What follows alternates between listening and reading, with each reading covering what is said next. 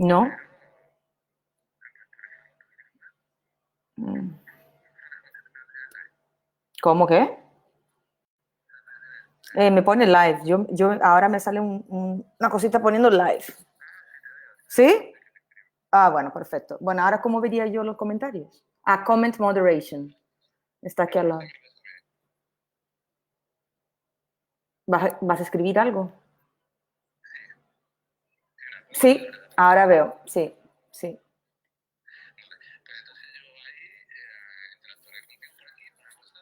Ajá.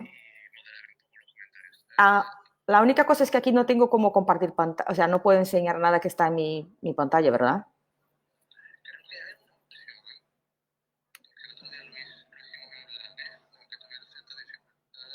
Mm, Espera, he puesto ahora grande, o sea, me veo. Ya. Bueno, yo buscaré aquí. Bueno, pero igual da igual. Vale, ahora veo. Si no, da igual. Bueno, pero ya está, es en directo, ¿verdad? Entonces ya está.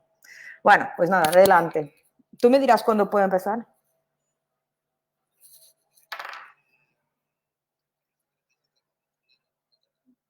No, me vas avisando. Vamos a ser súper informal. No son, yo hablo 20 minutos, ¿cómo era? 20 minutos y luego eh, Eh, quizá que me pongas aquí un comentario con algún dibujito que pueda llamarme la atención, algún, sí, en el chat, yo creo que es mejor. Sí, sí, yo puedo leer, sí. Mi duda es, dime otra vez el tiempo. Eh, vale, perfecto, muy bien, muy bien. Venga, pues nada, hasta luego, chao. No, estoy live en Facebook. Estoy en directo en Facebook.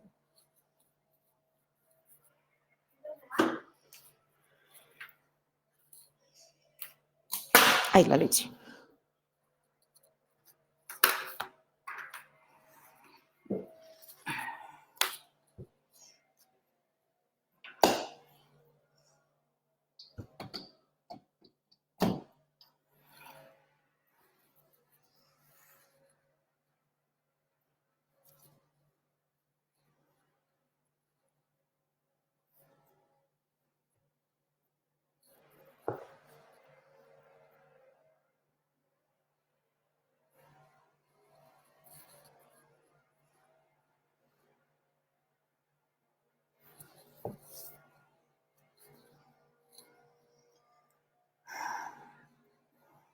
Carlos, como eu sei como se as pessoas já estão aqui ou não estão aqui, eu não sei nada disso. Eu sou muito ruim de live mesmo.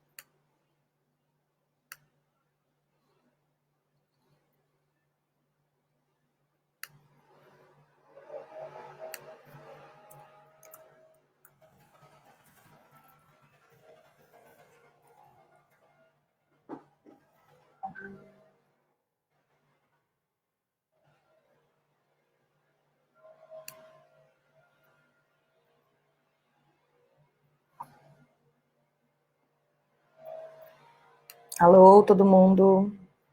Boa tarde. São 5 em ponto no Brasil, 4 da tarde na Flórida, São Petersburgo, onde eu estou.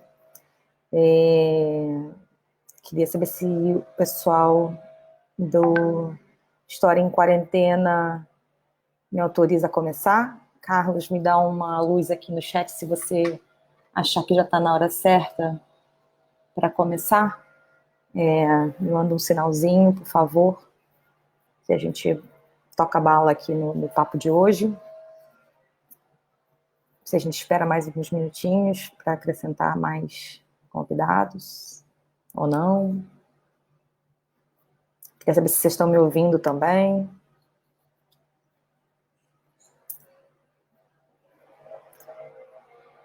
Gente, é uma experiência inovadora isso aqui para mim, viu? Falar para mim mesmo, é uma coisa de loucos.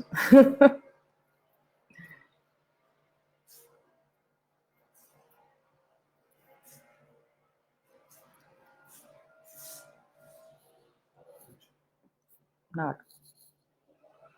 Amor, depois tu vira só para mim. Estou. Carlos, você está me ouvindo? O pessoal aí do História em Quarentena está me ouvindo? A gente pode começar, gente?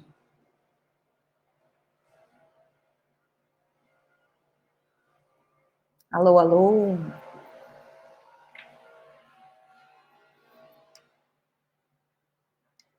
Alô, alô?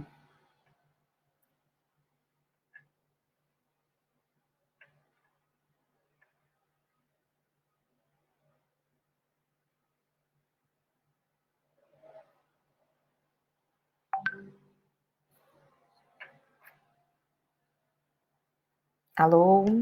Podemos falar?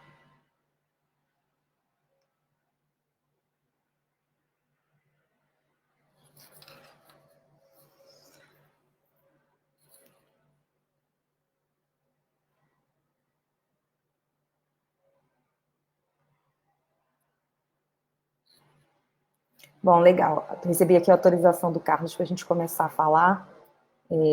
Primeiro, queria me apresentar. Eu sou Cris Tardaila, eu sou brasileiríssima, nascida em BH, sou jornalista formada pela UFRJ, sou fundadora da agência Lupa, agência de fact-checking no Brasil, e também agora estou no cargo de diretora adjunta da International Fact-Checking Network, que é a rede mundial de checadores. Por isso que eu não estou nem trabalhando no Brasil, nem morando no Rio de Janeiro. Estou há um ano na Flórida e, por conta disso, eu estou aqui nessa ligação com vocês hoje para contar um pouco do que tem sido enfrentar a desinformação por conta do coronavírus a partir de uma visão mais ampla e mais, digamos, internacional, que é o que a IFCN pode oferecer, e agradeço aí quem está acompanhando essa conversa de hoje, que está interessado, imagino, em aprender um pouco também de como é que tem sido essa batalha contra a desinformação do ponto de vista mais internacional e não só do Brasil. Bom, gente, eu tinha preparado um slide, pensei que era possível fazer uma apresentação de tela, mas entendo que o meu computador não é bacana o suficiente para fazer esse compartilhamento, então vou contar para vocês um pouco do que está acontecendo por aqui ao longo dos próximos 20 minutos, depois a gente abre para perguntas. Eu estou aqui à disposição, a ideia é fazer uma conversa bem informal, eu nunca consegui fazer um papo muito formal, apesar de ter quase 40 anos, então fiquem à vontade para interromper, para falar aqui no chat, mandar perguntas e dúvidas. A coisa mais importante que eu queria contar para vocês hoje é que, apesar de estar há quase 7 anos trabalhando como fact-checker, eu nunca tinha visto um volume de desinformação tão grande como a gente está vendo agora com a Covid-19, né? Desde o dia 24 de janeiro, que eu e o grupo de checadores do mundo inteiro está se debruçando sobre esse problema, né? E é um problema que aparentemente não tem sinal de que vai nos deixar, infelizmente. No dia 24 de janeiro, eu recebi alguns telefonemas, sobretudo vindos da Ásia, de checadores que atuam em Taiwan, em Hong Kong, já preocupados com a boataria que estava sendo provocada naquela região por conta do que naquela época era conhecido como uma pneumonia, né, uma doença estranha. E se aquilo ali também estava reverberando em outros países do mundo. Para quem não sabe, os checadores normalmente fazem colaborações em eventos que têm interesse global, ou seja, coisas como a Assembleia Geral da ONU, G20, a cúpula do clima. Então, nesse tipo de momentos, os checadores, diversos checadores do mundo, eles se reúnem, cada um checa, digamos, o seu representante e troca as conclusões num determinado momento para que todo mundo tenha verificações sobre todos os demais mandatários do planeta. Bom, e aí os taiwaneses, sobretudo, queriam saber se a desinformação sobre a tal pneumonia, o tal vírus, estava acontecendo em outros países do mundo.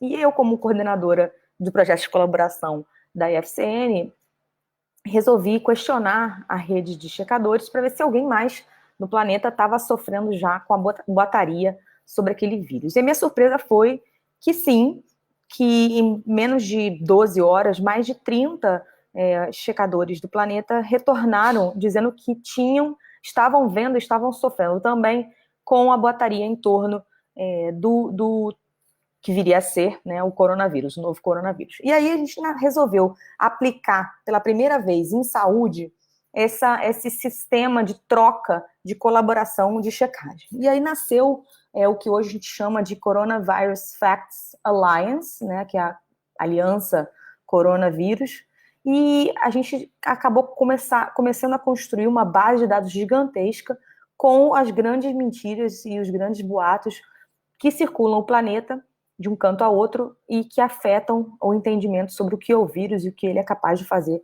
com as pessoas. Aí, só para dar alguns dados bem básicos para vocês, como eu disse, a aliança começou no dia 24 de janeiro e em menos de um mês, ou seja, no dia 19 de março, a gente já tinha trocado mais de 800 verificações. Mais de 800 checagens foram feitas em menos de um mês. E nesse conjunto de verificações, a gente optou por reunir apenas as informações que eram falsas. Ou seja, em um mês, os checadores do mundo inteiro identificaram 828, para ser bem precisas, desinformações circulando pelo planeta. E mais um mês mais tarde, ou seja, já por volta do dia 20 de abril, a gente já tinha ultrapassado 3.500 mentiras, né? Ou seja, 3.500 notícias falsas sobre a Covid-19. E aí, isso, só para dar uma noção do tamanho desse monstro chamado desinformação,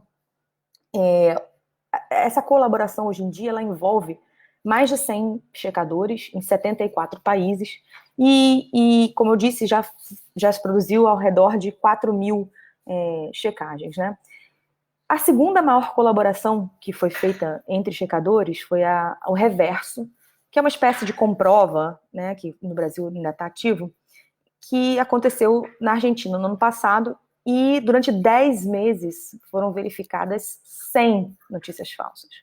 Então, a gente está falando de 100 notícias falsas em 10 meses versus 4.000 notícias falsas em 3 meses. Então, assim, só para ter uma dimensão do problema que a gente está detectando. E óbvio que os checadores continuam sendo aquelas equipes pequenas, subfinanciadas, que todo mundo conhece em boa parte do planeta. Queria dizer que todo esse conteúdo, todas essas notícias falsas detectadas pelos checadores, hoje estão abertas, publicamente disponíveis no site da IFCN.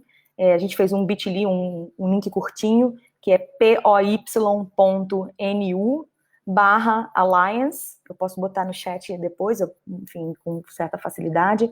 E isso, nesse link, vocês podem filtrar, vocês podem fazer buscas, vocês podem fazer várias pesquisas, tem uma infinidade de histórias escondidas dentro dessa base de dados, e tem uma infinidade de visualizações muito interessantes que podem ser vistas também.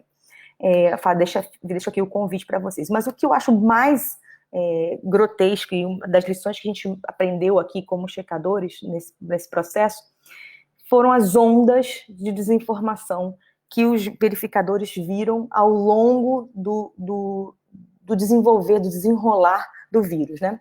O vírus, ele caminhou no planeta. Como todo mundo sabe, surge, né, ou ganha proporção enorme na Ásia, toma a Europa, passa para os Estados Unidos, a América do Sul e a África, né? E com ele, à medida que ele vai caminhando, caminha também a desinformação. E é muito impressionante ver que a mentira, né, a notícia falsa, ela chega em ondas aos cidadãos. Então, assim, a gente, ao longo do processo, e eu reforço, a gente vem acompanhando a partir da FCM desde janeiro, ondas sucessivas de notícias falsas que podem ser facilmente agrupadas em pelo menos 7 grandes grupos. O primeiro grande grupo que a gente identificou, ainda já no comecinho da aliança, é óbvio que isso todo mundo viu com extrema facilidade, não precisa ser jornalista, foram as desinformações relacionadas às falsas curas, né, e a falsa origem do vírus. Todo mundo culpando os morcegos, todo mundo culpando banana, todo mundo culpando Bill Gates, né, laboratório chinês, nada que tivesse realmente substância e enraizamento em fatos. Então, a ausência de um dado concreto sobre a causa do vírus gerou o surgimento de grandes boatarias, de grande desinformação sobre qual é a razão do vírus. E a gente até agora está esperando para entender a origem do vírus. Então, a ausência de dados reais de boa qualidade, isso faz com que é campo fértil para a desinformação. E aí, volto a dizer, né, também muita desinformação sobre o vírus já existia, já tinha uma vacina para isso antes. Então, assim, essa origem do vírus, ela foi fartamente razão de desinformação. Depois de uma segunda onda, eu acho que no Brasil foi bem forte essa onda, muitos vídeos editados, muitos vídeos tirados de contexto, com pessoas, por exemplo, desfalecendo, desmaiando, em metrôs, em supermercados, enfermeiras dando desinformações desencontradas, aparentemente ou supostamente, a partir de Wuhan. Vocês devem ter visto essas imagens, esses vídeos, né? E, na verdade, as pessoas estavam ou desmaiando porque estavam bêbadas, ou tendo ataques de epilepsia, ou tendo infartos, e não necessariamente mergulhando para a morte a partir do Covid no meio da rua, ou da Covid, né? Em português ficou feminino. Então, isso foi uma onda muito grande, porque chegou um momento em que o mundo não entendia efetivamente o que o novo vírus produzia no corpo humano e qual era a letalidade, qual era a velocidade com que o indivíduo poderia sofrer com o vírus. Então, isso foi uma razão de forte desentendimento e forte boataria também.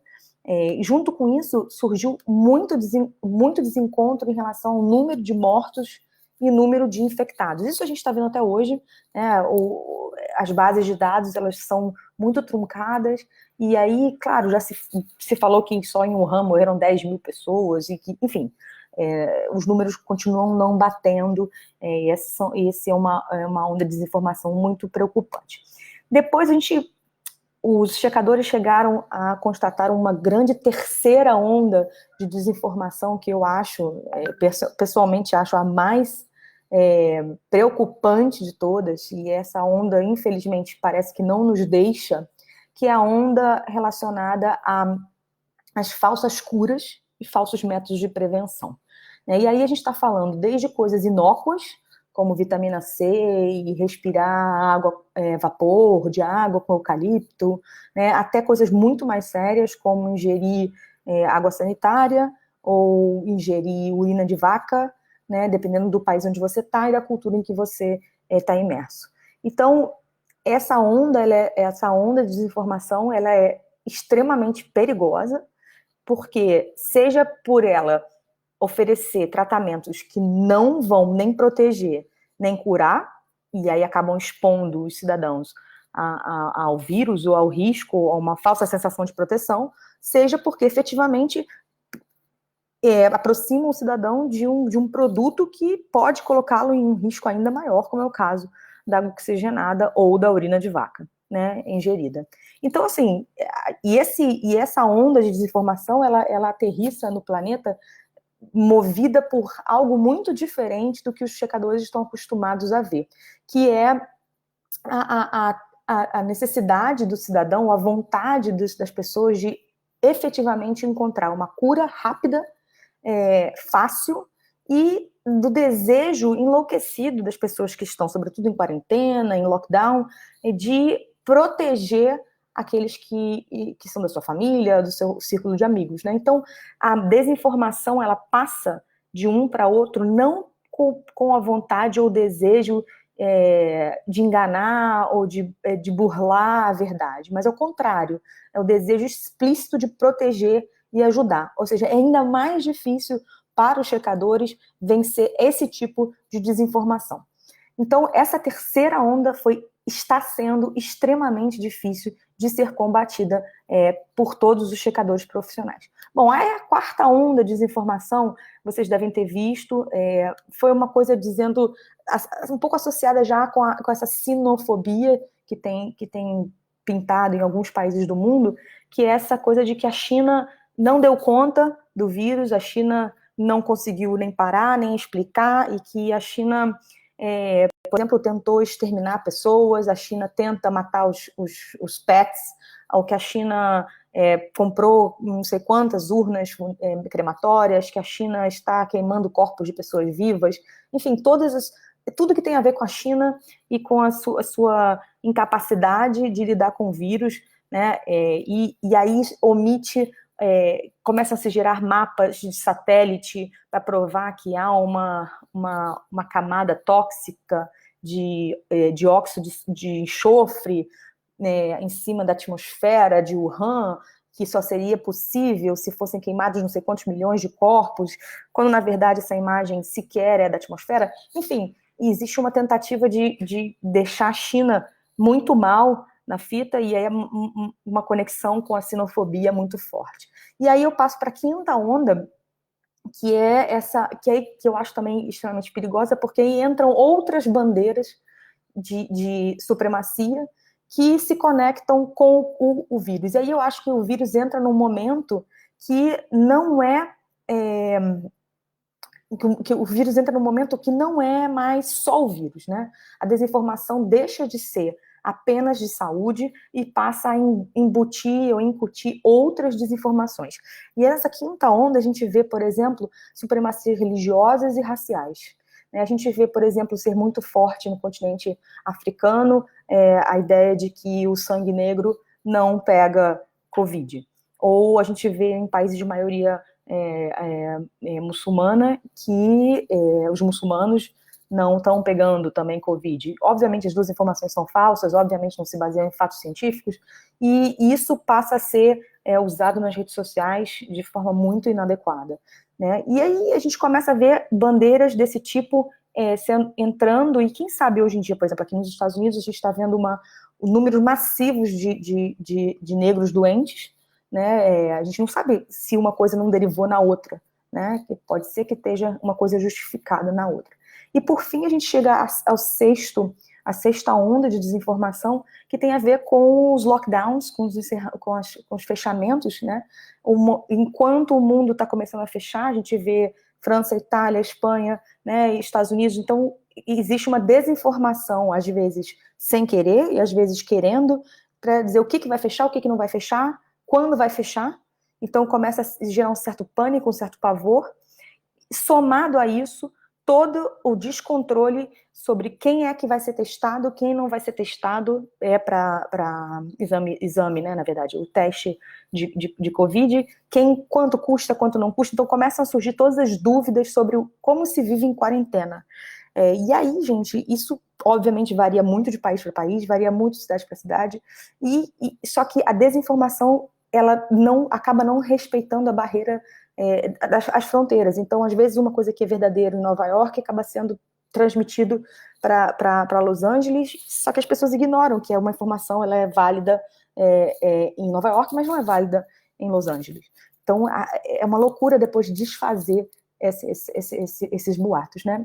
E para encerrar aqui minha colocação nos primeiros 20 minutos, que já vamos aqui vencendo 20 minutos, Eu queria dizer um pouco do que a gente já está aprendendo. A gente já está chegando agora numa fase de desinformação enorme, de conteúdo muito político. Eu diria que a onda atual que a gente está vivendo no Brasil, sobretudo, é que a Covid ela ficou já em um segundo plano, dando muito espaço para uma disputa política. A mesma coisa a gente está vendo na Espanha, a mesma coisa a gente está vendo nos Estados Unidos, a gente está vendo nas Filipinas, países muito polarizados politicamente. Então, o debate de saúde, ele está ficando em segundo plano, quando na verdade passa a ser um debate político, né? E algumas lições gerais que a gente viu é que, primeiro, as notícias falsas, elas mais uma vez não têm barreiras, não tem mais barreiras nenhuma. A gente nem sequer de plataformas. A gente viu as primeiras desinformações nascerem na Ásia, no Weibo, no Line, no KakaoTalk, e agora elas arrasam no WhatsApp, arrasam no Instagram e no Facebook, ou seja, nem a diferença de plataformas é mais uma questão. A diferença de línguas, obviamente, não é, a diferença geográfica também não é, então não existe mais barreira qualquer. A gente também aprendeu que dá para trabalhar coletivamente, ou seja, apesar da Covid estar exaurindo os checadores, a gente está fazendo turnos, né? Vocês imaginam como está meu WhatsApp, meu Facebook Messenger, meu e-mail, meu tudo, do Slack, tudo, porque coordenar mais de 80 plataformas de checagem no mundo todo, para que todo mundo saiba o que está acontecendo, exige um grau de conexão enorme em 16 fusos horários. Mas dá para trabalhar conjuntamente, e a gente entendeu que só dá para enfrentar uma desinformação desse nível se a gente tratar todos como trabalhando numa grande redação. Não dá para ter competição em frente à desinformação. Temos que estar todos unidos e não competindo, e a gente tem grandes barreiras ainda pela frente. A primeira é que as bases de dados sobre a Covid, o vírus, são, na verdade, grandes dúvidas, ou seja, a base de dados, a matéria-prima do checador ainda ela é uma areia movediça. Outro dia mesmo, faz talvez uma semana e meia, o Wuhan reviu os seus dados de mortos em 50%, então é um erro pequeno de 50%. E estamos todos muito preocupados com essa politização, porque ainda o que importa ainda é o conhecimento científico, né? Então, a gente não tem o conhecimento científico e já estamos debatendo de novo a disputa política. Então, é para ficar por aí. Bom, eu acho que já falei bastante. Eu adoraria que a gente fizesse isso daqui, menos eu falando e mais eu respondendo. A gente tem aqui algumas pessoas no chat, ou ao vivo aqui, vendo. Queria que vocês me dessem um toque aqui, o que está aparecendo interessante, o que não está aparecendo interessante, e quais são as dúvidas que já pintaram. Bom, eu vi aqui a Laura: como se podem combater essas ondas de desinformação que parecem que tomam mais força no meio de grandes catástrofes? Poxa, Laura, essa é a pergunta de $1 milhão, viu? Te digo, olha, o combate à desinformação, é óbvio que toda vez que tem uma catástrofe, é terreno fértil para desinformação. Assim, qualquer catástrofe que você pode imaginar, um furacão, uma barragem que estoura, uma eleição, né, enfim, um crime muito grande, né? Então, assim, o que a gente tem aprendido? Que a primeira coisa que a gente precisa fazer, como eu disse há pouco, é colaborar. Então, é preciso cada vez mais que os fact-checkers entre si trabalhem sabendo o que um é bom e o que um tem de melhor e o que o outro tem de pior, para que a gente trabalhe de forma coletiva. Ou seja, como é que as equipes podem se complementar? Né? Acho que esse é o primeiro grande movimento.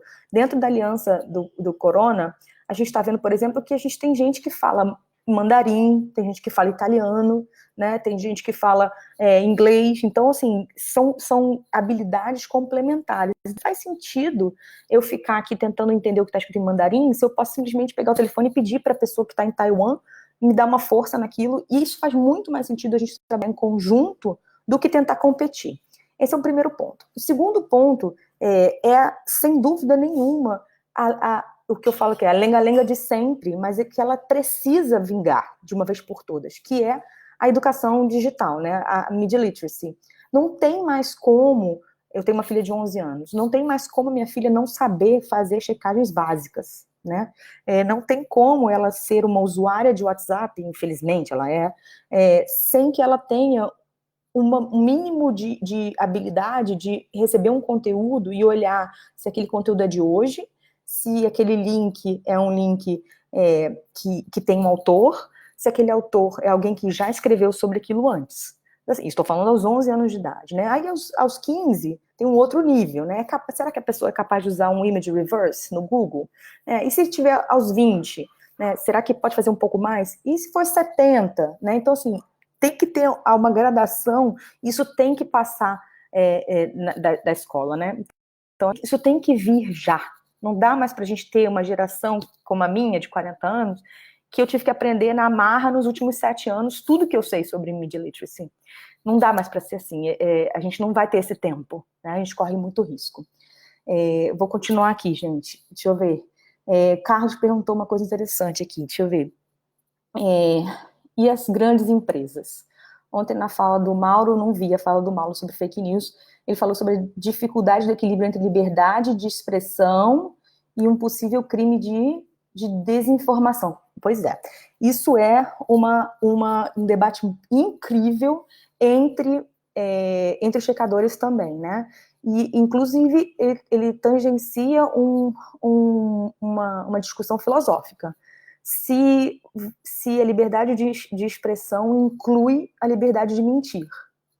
Né? Se eu for para o Facebook agora e disser que eu sou loura, alta e magra, se eu posso fazer isso.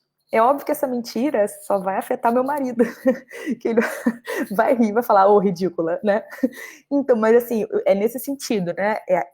Quando a gente está falando de checagem no seu sentido mais amplo, aqui nos Estados Unidos, por exemplo, antes da Covid, teve um debate muito forte, porque o Facebook decidiu que não era atribuição dos checadores verificar o conteúdo postado por políticos, né? Anúncios postados por políticos estariam livres de checagem. Isso pegou fogo aqui nos Estados Unidos, porque o Trump tinha colocado um anúncio com conteúdo falso sobre o Biden, e aí a Elizabeth Warren colocou um anúncio falso sobre o Zuckerberg dentro do próprio Facebook, para ver até que ponto o Facebook aguentaria, né? Então, esse debate sobre tem pessoas e pessoas que podem falar mais do que outras, né? Então quer dizer que os políticos podem mentir, mas o cidadão comum não pode mentir? Então tem liberdades maiores para uns do que para outros? Então tem um monte de conversas sobre qual é o tamanho da liberdade de expressão, e todos temos liberdade de expressão infinita, né? Até que ponto que isso vai? Isso são questões que acho que vão muito além da conversa do checador e passam até da conversa da filosofia. Né? Acho que tem uma coisa muito grande aí para a gente continuar. Thalita falou aqui, Thalita Batista. Vocês conseguem diferenciar as notícias que surgem, como você disse, da desinformação e da fofoca? E o que vem do chamado gabinete de ódio, o mesmo que expõe as notícias falsas eleição? Há diferença ao lidar com essas informações? Olha, isso aí, acho, pelo que eu entendi, Thalita, se eu não tiver lido mal aqui sua pergunta, você está me perguntando como é que a gente seleciona o que vai checar, né? Mais ou menos assim, né? Que se a gente consegue... O que vale a pena checar? Todos os checadores profissionais do mundo, eles sérios, né? Assim, e depois eu posso falar um pouco sobre a IFCN no que diz respeito a esses checadores sérios. Existem sistemas, formas de monitorar todos os dias, todas as plataformas, com exceção das que são criptografadas, né? As que são criptografadas não tem como saber o que está rolando lá dentro. Mas Facebook, Instagram, Twitter, Google, as principais, você consegue saber o que está trending. Bom, com base nisso que está trending, a gente vai fazer um levantamento com base em cada plataforma de checagem vai usar a sua própria metodologia para saber o que é notícia para ela, né? Por que eu vou dizer isso? Por exemplo, tem plataformas de checagem que só checam o meio ambiente. Então, para ela, se o Trump falar sobre economia, não é notícia. Mas se o Trump falar sobre meio ambiente, né? E para outras que fazem checagem sobre política local, se o Bolsonaro falar e não for sobre algo de cidade, não vai ser notícia, né? Vai ser mais notícia o que o vereador falar. Então, tem esse primeiro filtro. Depois, eu acho que tem o segundo filtro que é feito nas agências de checagem do mundo, é o de viralização, né? Tem todas as agências, elas estabelecem critérios próprios a partir de quando que alguma coisa é viral, né? Porque a pior coisa que um checador pode fazer é checar alguma coisa que não estava viralizando ainda. Porque no momento que você checa, você mal ou bem pode ampliar alguma coisa, certo? Você pode acabar jogando luz sobre algo que não estava de todo claro ainda. Então você tem que ter certeza que algo já era viral e que você vai, na verdade, ofuscar aquela informação. Então tem o índice de viralização de alguma informação. E por fim, a terceira, digamos assim, a terceira nota aí que você tem que levar em consideração é: se eu não checar esse dado, o que vai acontecer? E aí você fala da fofoca, né? Tipo assim, fulaninha tá grávida de fulaninho. Ou fulaninho traiu fulaninho, né? Assim, essas coisas de fofoca de celebridade. Se eu não checar aquilo, qual é o número de pessoas afetadas? Né? Então, assim, essa decisão, esse último pente fino pelo qual passam as possíveis checagens, os possíveis, né, a pauta, esse último pente fino, eu acho que a fofoca cai aí, né? Porque a fofoca, ela vai atingir um número menor de pessoas, tô imaginando, né? Se a gente está falando da mesma coisa, tende a atingir um número menor de pessoas do que uma desinformação no seu conceito mais amplo e mais real, né? Então, assim, se fulana, atriz A tá grávida do ator B, isso não é verdadeiro? Isso diz respeito talvez ao casal e aos seus respectivos, né, maridos e mulheres. O que vai afetar a minha vida, a sua, nada. Mas se a gente estiver falando de uma outra situação, talvez afete toda a sociedade brasileira. Então aí, na hora de priorizar o que tem que ser feito, a fofoca cai. Com relação aos gabinetes de ódio, queria fazer uma ponderação. Assim, eu tenho incomodado um pouco essa expressão, porque eu pessoalmente fui vítima de absolutamente todos os gabinetes de ódio que vocês podem imaginar, né? Existem gabinetes de ódio de todos os lados. Não quero defender ninguém, mas quero atacar todo mundo. Eu acho muito perigoso a gente achar que só tem gabinete de ódio de um lado. E acho até um pouco ingênuo. Então, a gente já chamou o gabinete de ódio de blogs sujos, né?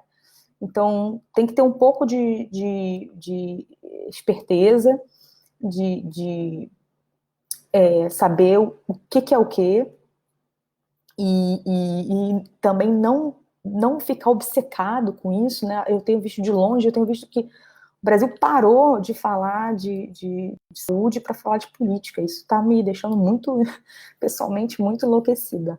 Vou continuar aqui, o que mais? O Carlos falou de novo. O que a Thalita falou? Dá para dimensionar o que é fofoca e mentira espontânea? O que é a campanha dirigida pelos gabinetes do ódio? Até dá. Dá sim. Existem algumas maneiras da gente medir se uma mensagem ela está sendo fabricada e replicada. Vocês sabem aí as maneiras de monitorar quando alguma coisa está sendo reproduzida por bot e quando alguma coisa está sendo parece espontânea, né? Quando é razoavelmente fácil identificar quando uma mensagem ela é reproduzida massivamente por contas inautênticas. É razoavelmente fácil identificar isso. E aí é interessante, porque fica uma pergunta entre os checadores. Quando isso acontece? E os checadores já têm olhos treinados, já dá para saber, né? Tem ferramentas que apontam isso também. O que você faz como checador? Você deve checar esse conteúdo, mesmo sabendo que ele é inautêntico? Ele está gigante, mas à custa de muitos robôs. Deve checar ou não? Né? Tem muita gente recebendo, tem muita gente lendo. Essa é uma questão que a gente oscila bastante, mas dá para saber sim. Depois, Melanete, quais são os seus recursos para denunciar uma notícia falsa dentro do âmbito profissional do jornalismo quando consegue comprovar uma? Peraí, cortou aqui. Como vocês dialogam entre jornalistas, colegas de profissão, quando identificam notícias falsas e como lidam com outros colegas e outras mídias que divulgam notícias falsas? Bom, não sei se você conhece, Melanete, o principal programa que existe hoje em dia para denúncia de notícias falsas. Estou imaginando, quando você fala notícias falsas, eu não sei se você está dizendo notícias erradas que o jornalismo produz, ou se você está dizendo notícias falsas no sentido desinformação, mas vou tentar abordar os dois.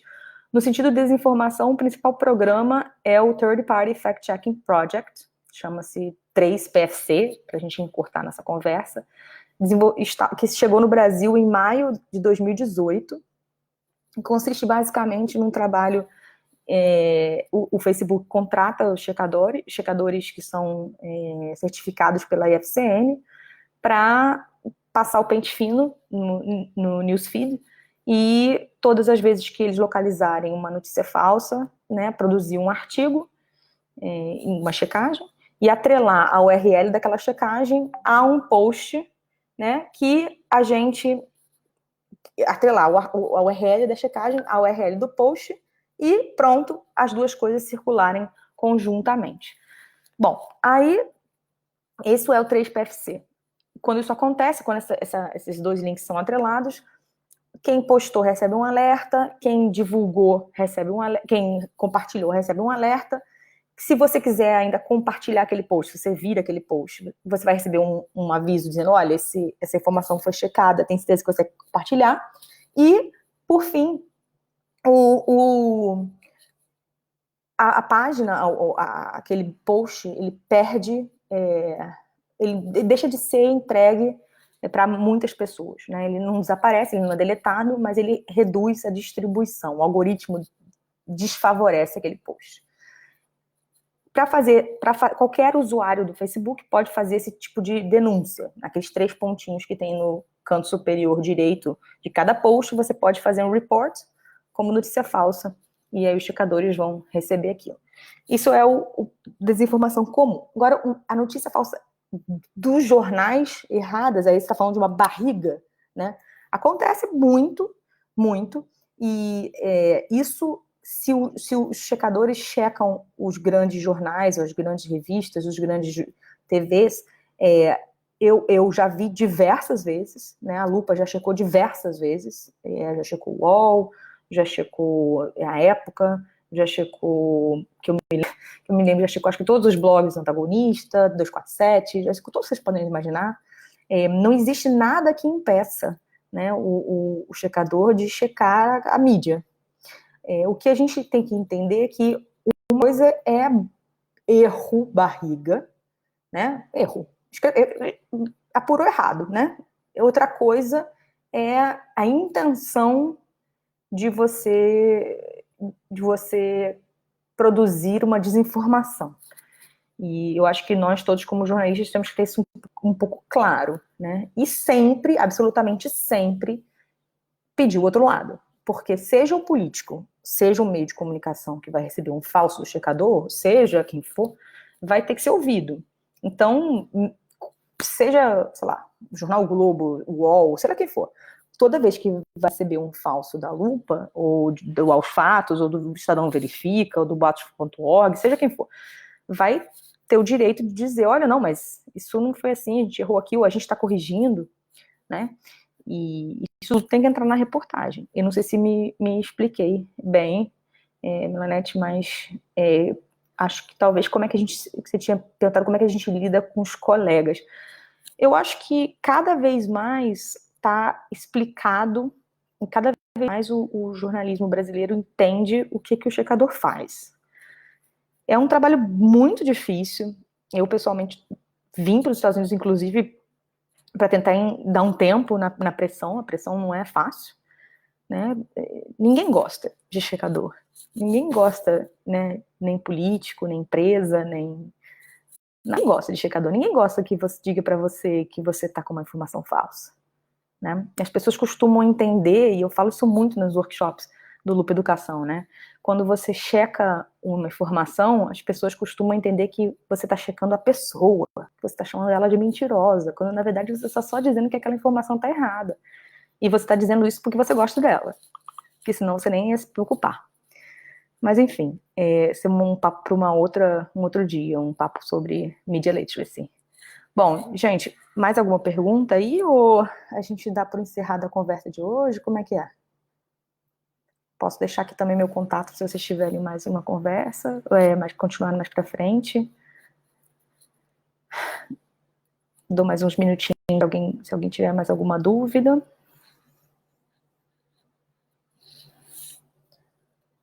Gente, olha, meu Twitter é o C Tardáguila, que é meu sobrenome, C de Cristina Tardáguila. E aqui no Face é Cristina Tardáguila, óbvio.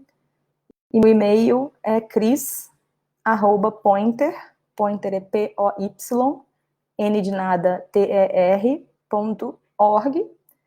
Sempre aberto aí para qualquer conversa, qualquer dúvida. Eu sou uma pessoa totalmente apaixonada por fact-checking, totalmente apaixonada por jornalismo, workaholic, mas posso conversar sobre qualquer coisa também. Morrendo de saudade de uma farofa, uma caipirinha. Vamos lá. Ah, não, tem mais uma coisa, Melanete. Tem outra pergunta. Vamos lá. Você saberia dizer se existe fonte que permite identificar na história da imprensa checadores de notícias falsas durante o século XX? Século XX. Século XX, 1900, né? Olha, sabe que eu vou te contar uma coisa, Melanete? Sabe quem é o primeiro checador que começou a checar do jeito que a gente conhece hoje em dia? Chama-se Brooks Jackson e ele começou a checar em 1990 aqui nos Estados Unidos, na CNN. Procura ele, Brooks Jackson. Ele tá vivo ainda, um senhor fofíssimo, e ele é o checador mais antigo que a gente tem notícias, e foi ele que botou a pedra, digamos assim, inicial, marco zero, do fact-checking do jeito que a gente conhece hoje. Ele é um dos professores eméritos, um dos professores de honra, atrás do factcheck.org. Se você tiver dificuldade de achar ele, me busca que a gente faz uma ponte, tá bom? Gente, um beijo grande para todos vocês, e foi um prazer estar aqui no História em Quarentena hoje, e espero ter ajudado e esclarecido um pouco, tá bom? Carlos, agradeço aí, acho que eu posso desligar aqui, né? Desligar a live, deixando um abraço para todo mundo. Muito obrigada pela oportunidade, viu? Um grande beijo para todos.